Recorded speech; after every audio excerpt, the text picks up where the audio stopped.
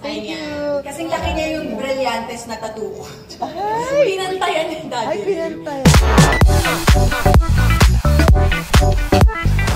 Actually, ano ba? Dami magandang nangyayari sa buhay ko ngayon na napapasabi talaga akong thank you, Lord. Thank you. Pwede mo paano? Siyempre, true Filipino fashion. Yes!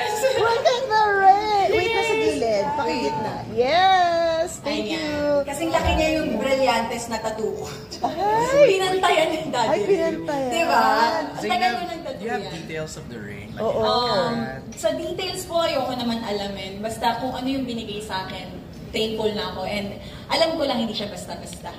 Ayun lang yung alam Actually, ko. parang nakakabulag Yes, clarity actually, niya. Kung pa-judge mo kay Madam, parang kaya lumalaban sa diamante ni Madam. Kasi alam mo nga ako kanina. Ay! Nakita ko ng malapitan. Yes, it's a blessing talaga. Pero hindi siya heirloom.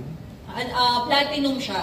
Heirloom like pinamana, like... Ay, hindi po. Pinagawa po talaga ni fiancé sa Ay! US. Fiancé! At saka sa US, ayaw daw niya magpagawa ng so gusto niya yung hindi mahal. So, nag-effort talaga din Dahil siya. baka matiktikan mo. Ayaw lang niya sabihin yung presyo sa akin, pero may idea na ako. Hindi ko na nasasabihin. Nasa-search mo na. Hindi ko ni-research. Actually, binigay lang, may certificate kasi ito, may papeles siya so binigay niya sa akin yung papeles. Huwag na lang natin i-push ng ayoko din to brag anything. Ang importante, masaya